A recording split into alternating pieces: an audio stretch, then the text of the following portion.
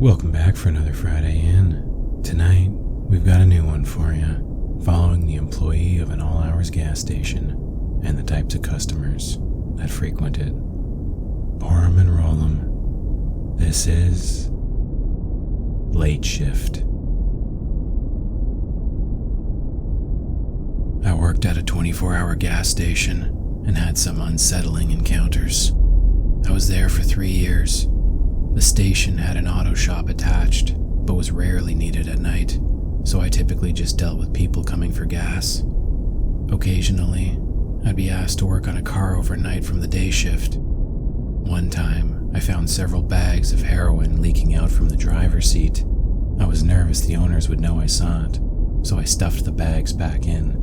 The station was out on a country road, so the types of customers I generally served were truckers or farmers or the random couple driving home from a date. However, there were the anomalies, the car accidents, the drunk driver that killed a small family in the intersection out front. There was a vicious, blazing inferno coming out of that minivan. The dad made it out, but he was on fire and died in the middle of the road. One time I served gas to someone who was being chased by the police. Of course, I didn't know that at the time. I just thought the driver was in a hurry. I was robbed at gunpoint, twice. It was the same two ski-masked guys, too. They just took turns speaking between the two incidents. Then there was the time an old guy drove up, got out of his car, and died of a heart attack 2 steps later. Those incidents were normal, or at least understandable, explainable. But there was one night something unexplainable happened. It was shortly after 3 a.m. Headlights drove in carrying a 1966 Pontiac Bonneville 2-door coupe. A thin trail of smoke was coming from under the hood. The inside of the windows were all fogged up, so I couldn't really see the interior of the car or the occupants. The car drove past the gas station and right into the auto shop. The lights weren't even on inside the shop, but the headlights lit it up. I went to greet the driver and flipped on the overhead lights of the shop, but they came on weak and dim. The driver's side door opened as I approached, and I was immediately hit with a stench of old, damp cloth and dust. A middle-aged man got out uneasily, like his knees were made of twigs. He wore one of those black Quaker hats with dark hair spiking out from under it and a graying goatee. The man's face was covered in lines and wrinkles, and his eyes sunk back into his head. He looked like he hadn't slept in days. "Check the oil, check the engine," he choked out and walked past me, fumbling out an old box of matches. The passenger door closed and a middle-aged woman stood there. She had thick, dark hair that looked like it was greased through with gel and matted to her head. An uneven set of bangs cut across her forehead. The woman carried the same sunken-in eyes as the man, but her face was covered in days-old makeup. Rosy cheeks, blue eyeliner, red lipstick. Even through the smearing, you could tell it was applied with heavy exaggeration. Then the woman smiled at me. I wish she hadn't. Her teeth were dirty orange and speckled with black dots. Her gums were dark gray. I noticed she only had the front 6 teeth on her upper and lower jaws. She didn't appear to have any molars, which I shouldn't know, but she couldn't stop smiling to reveal that. The moment the woman saw me, her lips had stretched into a wide-mouthed grin that curved downward like a catfish. It was a strange and frightening smile, like it was pulled and stretched over a screaming face. The woman began speaking to me, but she spoke so softly I couldn't hear her. I kept leaning forward, trying to get a better ear, but the closer I got, the further her voice sounded. Then I realized we were inches from each other's faces. Her breath was rancid as she spoke, and I finally heard what she was saying. "Don't go in the car." The woman pulled back, and I saw the scream behind the smile in her eyes. She was terrified. "Joan!" The driver was already outside the auto shop, lighting up a dirty-looking home-rolled cigarette. The woman, Joan, followed me. She looked back, continuing to smile, but her eyes told a story of desperation and horror. They gave me chills, and I was happy the two were going to wait outside. I watched the strange couple walk down to the edge of the gas station where it made up the corner of a quiet, country intersection. I turned to the car, not really sure what to do. After I couldn't get under the hood, I figured there was a release latch under the steering wheel. I went to the driver's side door and saw the window was down. I leaned in through the window and searched and fumbled until I found the latch. I flicked it open and saw the hood pop up. As I was pulling myself out, a thought struck me. The window was up when the man drove in. It was up when he walked off. How did it get down? Then my eyes caught the rearview mirror and what was in the back seat. There was a little boy staring at me. He sat calmly in the middle seat with his seatbelt on. He had a strange, swirling facial scar that reminded me of a boy I went to grade school with named Johnny Watkins. He'd been attacked by a dog when he was little, and large portions of his face were horrendously scarred.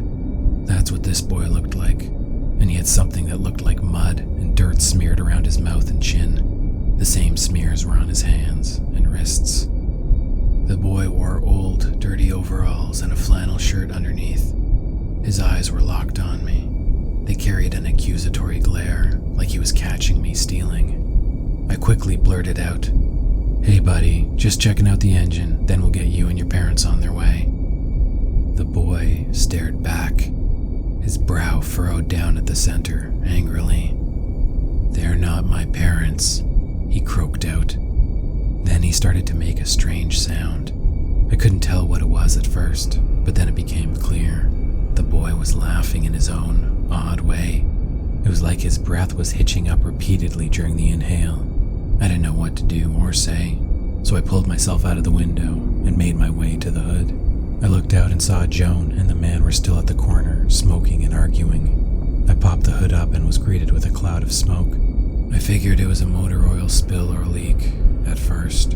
Then I stared down at the engine, and I had no idea what to make of it. It looked foreign, but also homemade. It was all connected and had metal plates fastened around it, protecting parts of the wiring and cables, so it was next to impossible to see what was wrong. I honestly don't know what the hell I was looking at, but I managed to find what looked like a small handle for a dipstick, and I twisted and pulled it out. It was for the oil. I cleaned it, put it back in, and pulled it to inspect. Basically dry. The little oil at the end felt gritty. It needed a change. The car was parked over our lift, so I didn't have to get in to move it, but I couldn't leave the kid in there. He had to get out. Safety precautions and all. I went to the driver's side window, but the window was up again. I tried to open the door, but it was locked. I went over to the passenger side and found it locked too. I peered in through the dirty windows to try to signal to the boy to open the door, but the backseat was empty. The car was empty. He was gone. The only explanation I could come up with was that the back seats of the car pulled down and allowed access to the trunk. So I checked the trunk, but it was also locked. I knocked on it, trying to get the boy's attention if he was inside, but nothing came back. I looked outside but couldn't see Joan or the man. I was confused and nervous, and all I could think to do was explain that our lift wasn't working, so they'd need to get their oil changed at another shop in the next few days. Then I'd send them on their way. A loud clunk made me jump. On the other side of the garage, a loose wrench was on the ground. I walked over to it and picked it up. It had a small, child-sized, muddy handprint on it. And suddenly, that odd laugh echoed out from somewhere in the garage. I raised the wrench to swing, but there was nothing to swing at. The loud metal rattling of the front, retracting door slamming shut made me yell. I went over to inspect the now shut door, but as I did, the retracting metal doors at the back slammed shut as well. At this point, I figured the kid was messing with me, so I called out to him, telling him playtime was over and to come on out. Then the power went out. The garage was completely black. Not a single window could be seen. I tried to open the front metal gate, but it wouldn't budge, like it was welded shut. More metal tools clanged against the ground. One slammed against the metal door right beside my head, and another. The boy's hitched laughter croaked out from somewhere in the dark of the shop. I couldn't see anything, but knew the layout of the garage inside out and backwards. There was a flashlight on the far end of the wall to my right. There were shelves along the wall and a wide workbench I could follow. I moved along the metal door to the wall and found the edge of the bench. The boy's laughter got louder, echoing through the garage. It stopped sounding human though. It was more hyena-like, and the source of the laughter was getting closer to me. With it, I felt a hot, rotten breath assaulting my nostrils. It followed me along the bench and towards the end of the wall. Through laughing, the boy quietly repeated, "I'm gonna find ya, I'm gonna find ya." My foot hit what felt like a ratchet wrench, which loudly skittered across the metal grating on the floor. "Was that you?" the boy squealed out. Realizing I still had the wrench in my hands I first picked up, I threw it across the garage, hoping to hit the back wall and cause a distraction. It left my hand, but it never landed. "There you are," the voice called out through laughs. Something shuffled behind me. I hit the end of the bench and reached up, knocking over multiple tools and causing a series of loud crashes. But I didn't care. I felt the flashlight grip and turned it on, spinning and pointing the light behind me. I wished I hadn't. The boy was 2 feet from me. I only saw his face for a moment, but that was enough. The boy's facial scar had unraveled, like layers of extra skin in some strange face scarf covering. Only the fleshy layers were actually attached to him and contained rows of needle-like teeth on the inside. When the skin flap opened, it tripled the original diameter of his mouth. I screamed and fell backward. I expected to hit the ground, and immediately have the boy's frightening mouth biting down on my face or neck. I hit the pavement outside the garage instead. The lights of the gas station poured over me. I looked back into the garage from my back. The lights were on. The metal door was open. The Bonneville was still and silent. Windows closed and clear. Footsteps approached from behind me. I scrambled up and turned to see Joan and the man had returned. He flicked his cigarette butt and approached me and mumbled, "How much?" I couldn't speak. My lower jaw moved, but all I could stammer out was, "Don't worry about it." The man shrugged and walked back to the car. I turned and found Joan there, staring up at me. She was whispering something quickly and repeatedly. I leaned in and heard it clearly. "You should have listened, you should have listened, you should have listened." The man called out from the car, snapping Joan back to him. Still smiling, Joan shook her head at me, tears rolling down her cheeks in dark smears. She walked back to the car and got in.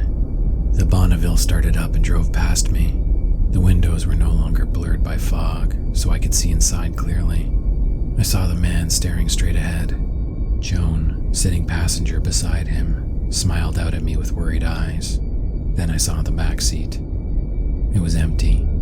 The boy was gone.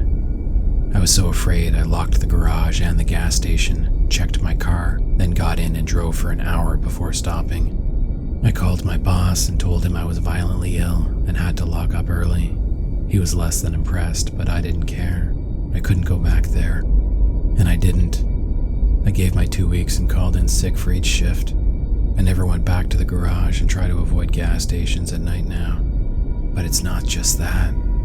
Now, whenever I hear someone laugh, I hear the boys laugh. That same odd upward hitch. No matter the person, every giggle or cackle comes out the same. And sometimes it turns into that higher-pitched hyena burst. It's been happening more and more. It feels like one of those flus that start slow and take their time weakening your immune system before leveling you. Then tonight happened. I came home, and there was a small, muddy handprint on the door handle of my apartment. There was one on the inside, too. And that concludes episode 47. We hope you enjoyed Late Shift, and we'll see you back here next Friday night for some more fire.